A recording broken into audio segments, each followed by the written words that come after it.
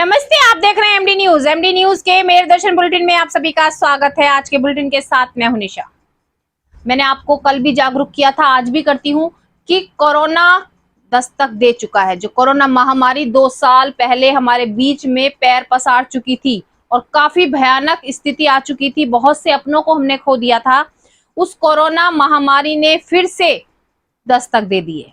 मैं आप सभी लोगों से मेरे दर्शन चैनल के माध्यम से यही कहना चाहूंगी कि वैसे भी बुखार पहले भी आते थे, हर तरीके से बीमार हम पहले भी होते थे, लेकिन अब कोरोना महामारी जब एक बार पैर पसार चुकी है तो थोड़ा सा डर सभी के मन में होता है। इसलिए नियमों का पालन करते रहें, मास्क लगाकर कहीं भी जाएं, बच्चे मास्क लगाकर स्कूल जाएं, सैनिटाइजर अपने पास रखें, समय समय पर अपने हाथों को साफ करते रहें, सोशल डिस्टेंसिंग बनाकर रखें।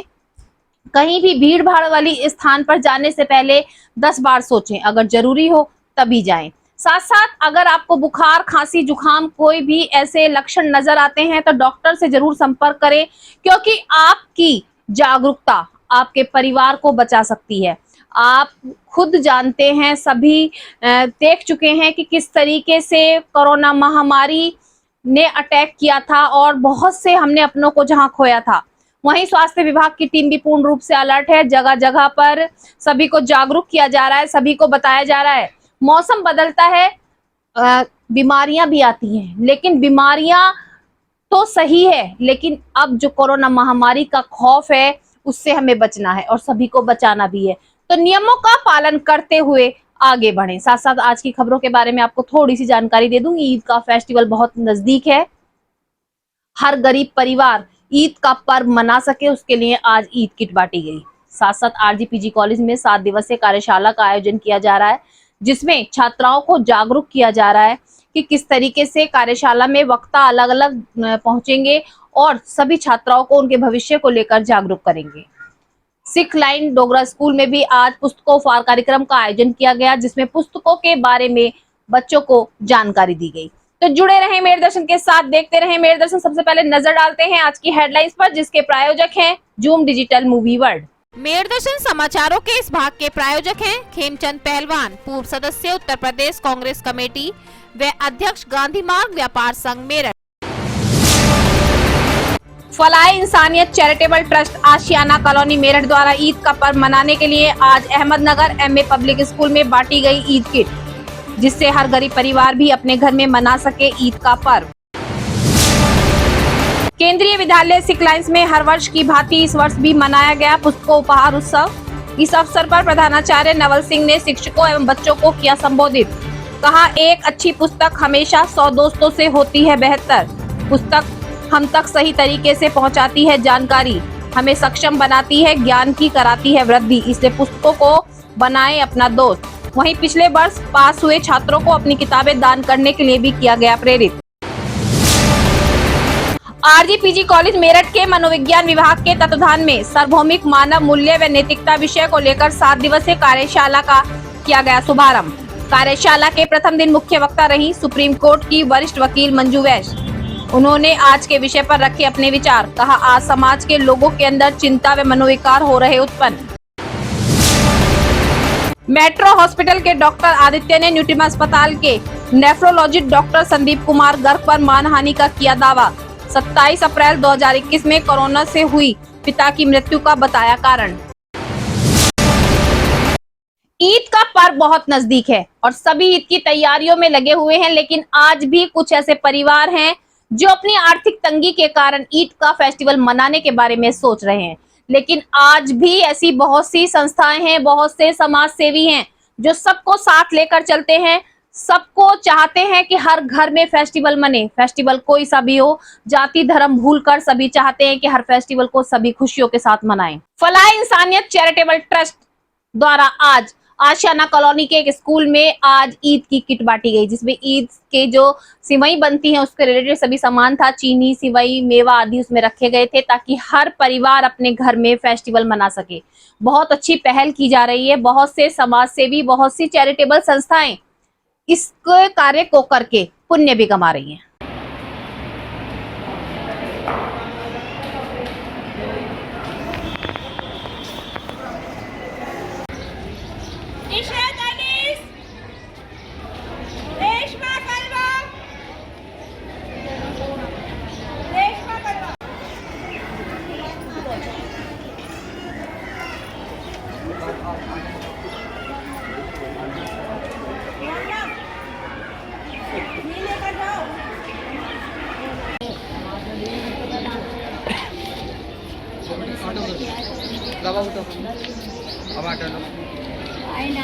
दे देंगे, ठीक है। पहले तो ले लो।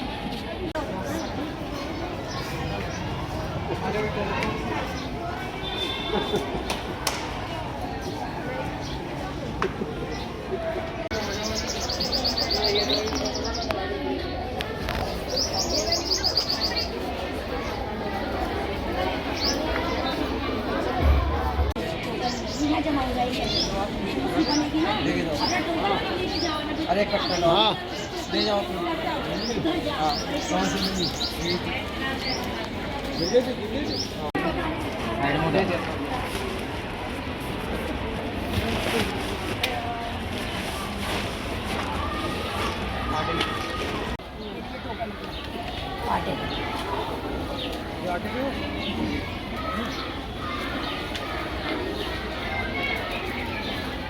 जाओ इसे भी ले लो और आना लो।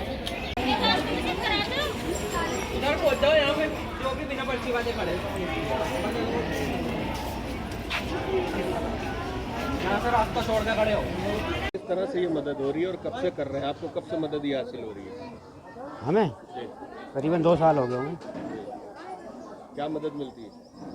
आटा है कट्टा और ईद का सामान मिला है, पैसे भी मिले हैं। लगता है कि ये बहुत बड़ी मदद है बेसहारा लोगों के लिए। हाँ क्या लगता है? हाँ बिल्कुल सही है, क्या सही?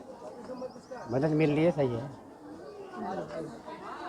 हाँ जी क्या लगता है किस तरह की मदद है और कितना बेसहारा लोगों की इमदाद इससे हो जाती है? काफ़ी आदमी जुड़े हुए हैं और इसमें काफ़ी मदद हो रही है और सहारा भी मिलता है, पैसे भी मिलते हैं और काफ़ी मदद मिलती है इसके अंदर। ईद पे भी बढ़ता है, आटा भी बढ़ता है, पैसे भी मिलते हैं। थोड़ा बहुत ये देख लेते हैं कोई बीमार हो उसकी दवाइयों का भी हिसाब बना लेते हैं, काफ़ी मदद मिलती है। मदद कैसी मिलती है आपको? अच्छी मिलती है है? जी, अच्छी मिलती है। क्या क्या होता है मदद में? पैसा मिलता है, राशन भी मिलता है, बाज वक्त अवेर सवेर कोई काम पड़ता है उसकी भी मदद करते हैं और अच्छे से मदद करते हैं। लगता है आपको कि इससे बेसहारा लोगों की बहुत मदद हो रही है? जी बहुत से लोग ऐसे थे जो बाहर जाके किसी के सामने हाथ नहीं फैला सकते थे। हाँ, वो यहाँ पूरा हो रहा है। हाँ। किस तरह के लोगों को मदद होती है? गरीब आदमी यही जाता है यहाँ पे, इनके पास भाई जी के पास सबकी मदद करते हैं। लगता है ऐसे और भी होने चाहिए लोगों को, अपने जिनको पास पैसा है उन लोगों को करना चाहिए। अब करना तो चाहिए लेकिन अभी तक तो भाई जी के पास, सब भाई जी के पास जाते हैं, उनको भाई जी मदद करते हैं तो भाई जी के पास ही जाते हैं सब।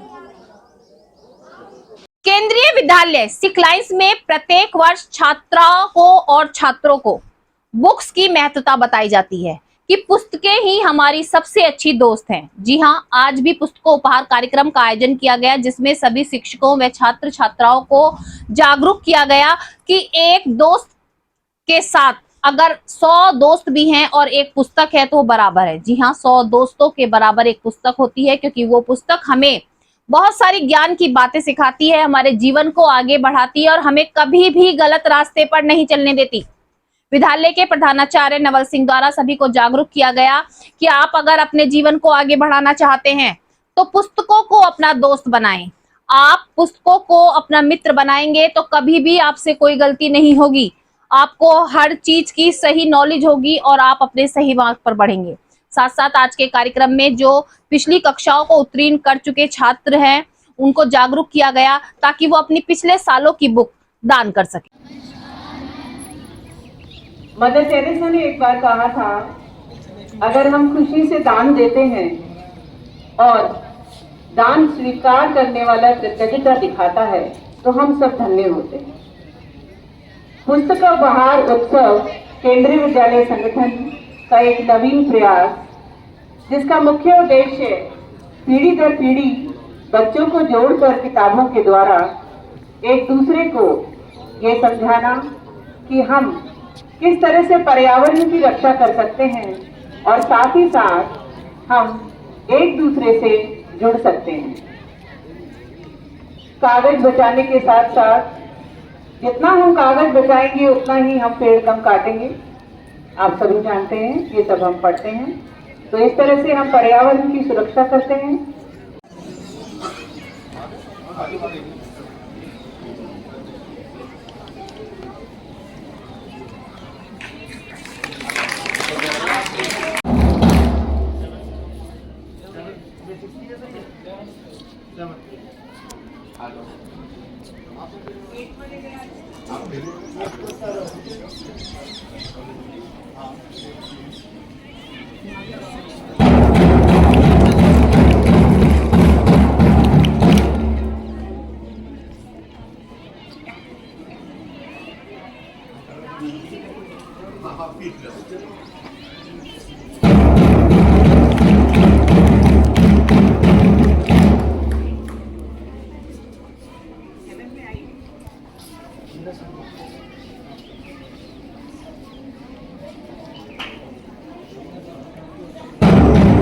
पुस्तकें पढ़ना आपके लिए सबसे अच्छा है, सबसे जरूरी है। जैसे आप अपने शरीर के लिए छात्र छात्राओं के जीवन को उज्जवल बनाने में और उनको आगे बढ़ाने में स्कूल और कॉलेजों का महत्वपूर्ण योगदान है। जी हाँ, मैं आपको मेरे दर्शन चैनल के माध्यम से हमेशा यही बताती हूँ कि स्कूल और कॉलेज बहुत अच्छा कार्य कर रहे हैं, सभी को जागरूक कर रहे हैं और छात्र छात्राओं की शिक्षा को और ज्यादा बढ़ा रहे हैं। किताबों से अलग हटकर जो नॉलेज दी जा रही है, जो वक्ताओं द्वारा उनको अपने विचार दिए जा रहे हैं, उससे उनकी नॉलेज और बढ़ रही है।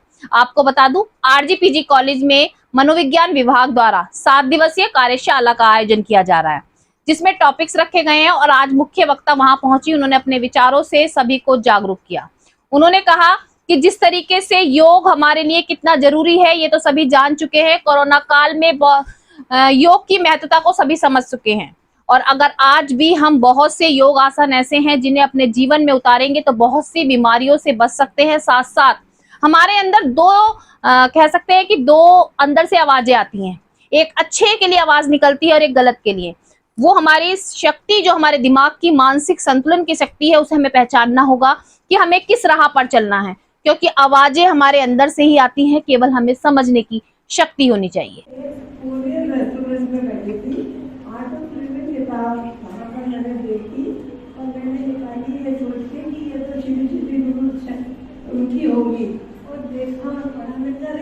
आज जो मैं आपको खबर दिखाने जा रही हूँ, उस खबर को देखकर आप खुद सोचेंगे कि साथी भी साथी पर इल्जाम लगा सकता है। जी हाँ, डॉक्टर्स, मेट्रो अस्पताल के डॉक्टर ने न्यूटिमा अस्पताल के डॉक्टर संदीप पर मानहानि का दावा किया। ये बात आज की नहीं है, ये बात 26 अप्रैल 2021 की है, जब उनके पिता की मृत्यु हुई थी।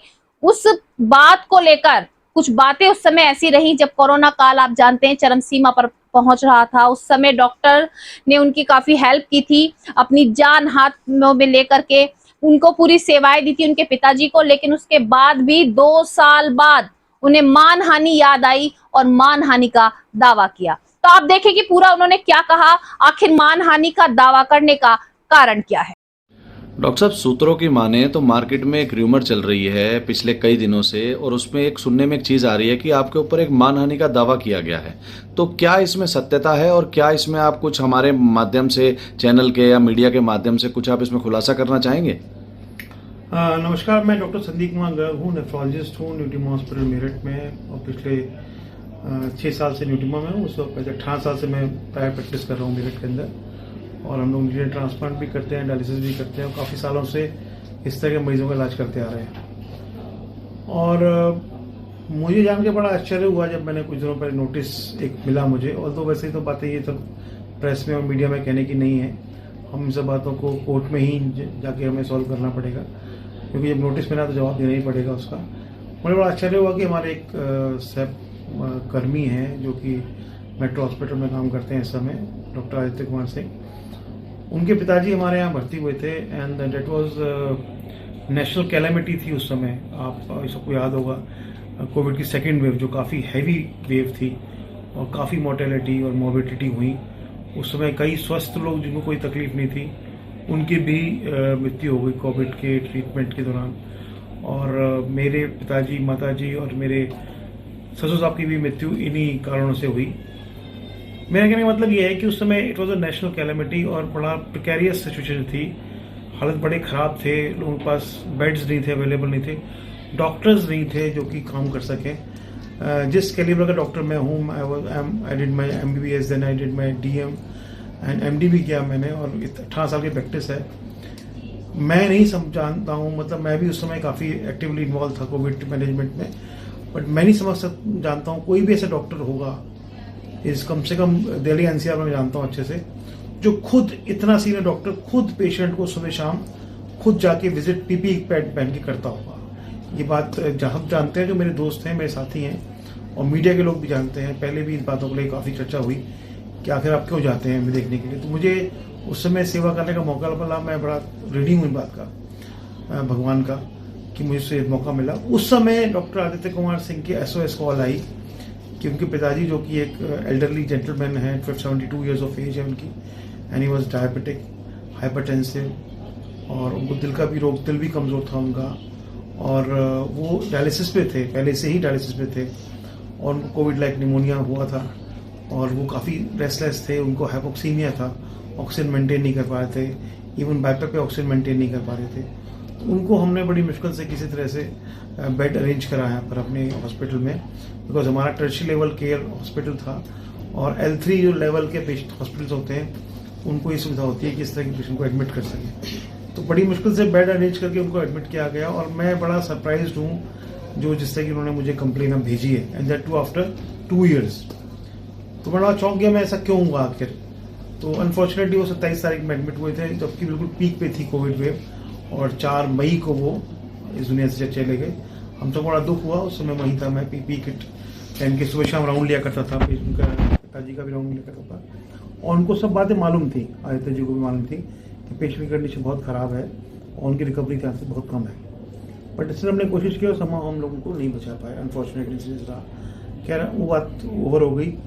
फिर अभी कुछ दिन पहले उनका फ़ोन आया, बात तो लोगों ने करी, उन्होंने कहा कि एक उनके ऊपर केस हुआ है कोई, कि हमारे सह कर्मी हैं डॉक्टर सुधी अग्रवाल, उन्होंने अपने पिताजी की मृत्यु के लिए उनको दोषी ठहराया, उनके ऊपर केस किया, करीब 3 करोड़ रुपए का शायद ऐसे कुछ अमाउंट उन्होंने क्लेम किया है। तो उसके एनिवर्सिटी, उसके मतलब उसके विरुद्ध, मतलब उनको लगा कि उनको जो केस किया गया है वो हमने किया है, न्यूटीमा हॉस्पिटल ने किया है, बट ऐसा कुछ नहीं है। डॉक्टर सुधी अग्रवाल आप एक इंडिविजुअल व्यक्ति हैं और काफ़ी फेमस सर्जन हैं और उनकी सीनियर रही हैं KGMC में, तो उनके रिलेशन हमसे पहले ही उनसे ज़्यादा रिलेशन है। बट स्टिल उन्होंने केस किया, तो उनके जो भी रीज़न रहा होगा मैं इस बारे में ज़्यादा जानता नहीं हूँ, ना मैं टिप्पणी करना चाहूँगा। बट मुझे लगा कि क्योंकि उन्होंने उनको ऊपर केस किया, इसलिए दबाव बनाने के लिए उन्होंने हमारे ऊपर केस कर दिया। तो I will fight this case, tooth से नेल तक फाइट करूँगा और मैं ये आशा है कि हम इस केस को हम जीतेंगे भी। और डॉक्टर आदित्य कुमार सिंह ने जो ये कृत्य किया है, ये बिल्कुल भी कहीं से कहीं तक मुझे पसंद नहीं आया, मेरे फ्रेटर्निटी को पसंद नहीं आया, जो मेरे साथ में लोग हैं उनको पसंद नहीं आया, बिकॉज उन्होंने अपनी बातों को छुपाने के लिए हमारे ऊपर केस कर दिया, जो कि कहीं का लॉजिकल नहीं है। इशू ये नहीं है कि केस करा, मुझे कुछ पैसे से हानि होने वाली है, पैसा कुछ खर्च होने वाला है, मैं इंश्योर्ड हूँ, इंडेमनिटी मैंने ले रखी है, मेरे वकील केस लड़ेंगे। बट प्रॉब्लम ये आती है कि आप जब दिनचर्या में आपका जो हो रहा है वो डिस्टर्ब हो जाता है, दिनचर्या डिस्टर्ब हो जाती है और आपका जो दिमाग है वो भटकता है, आपको फाइल निकाल के नोट्स प्रिपेयर करने पड़ते हैं, वकीलों को देना पड़ता है, टाइम देना पड़ता है इन सब चीज़ों के लिए। तो अननेसेसरी उसमें आपका जो नॉर्मल रूटीन है वो डिस्टर्ब होता है, होता है। आपको दुख होता है कि जिस आदमी के जिस डॉक्टर के लिए आपने सुबह शाम उनके पिताजी के लिए PPE किट पहन के सुबह शाम देखा उनको, और तो हम नहीं बचा पाए और अब बहुत लोगों को नहीं बचा पाए, उनको क्या बहुत लोगों को नहीं बचा पाए। तो इन सब चीज़ों को जानते बूझते हुए भी उन्होंने इस तरह केस किया, और दैट टू एक गलत विचारधारा सोच के किया, तो ये मुझे बहुत ही दुख है। और बट मैं कोई उनसे रिक्वेस्ट नहीं करूँगा केस विड्रॉ करने की, उनको मर्जी है, आप बिल्कुल केस करिए और हम भी टोटल नेल तक लड़ेंगे और हम जीतेंगे। और इस बात को मैं ज़्यादा प्रचारित नहीं करना चाह रहा हूँ, बट आप आए, आप मेरे मित्र भी हैं और प्रेस मीडिया से हैं, डेफिनेटली आपको बुरा लगा होगा, तो आपने सुना तो आपने मुझे इंटरव्यू किया, थैंक यू वेरी मच। और आप इसको जितना प्रचारित करेंगे, मेरे ख्याल से तो आगे वाली जनरेशन को इस तरह का रहेगा कि जो कोई केस आपके ऊपर कर रहा है तो किसी और ऊपर केस कर दो, इसलिए कि वो आपका केस विड्रॉ हो जाए, ये कोई लॉजिकल बात नहीं है कहीं से कहीं तक। तो भगवान उनको समझ दे थोड़ा सा इस बारे में, और इस तरह की हरकत उनको नहीं करनी चाहिए थी। धन्यवाद, नमस्कार। आज के मेरे दर्शन बुलेटिन में बस इतना ही। तेज और ताजा खबरें जानने के लिए देखते रहिए मेरे दर्शन। यदि आप भी हमारे साथ जुड़ना चाहते हैं या स्पेशल बुलेटिन बनवाना चाहते हैं तो नीचे दिए गए नंबर पर संपर्क करें, सब्सक्राइब करें MD न्यूज मेरठ।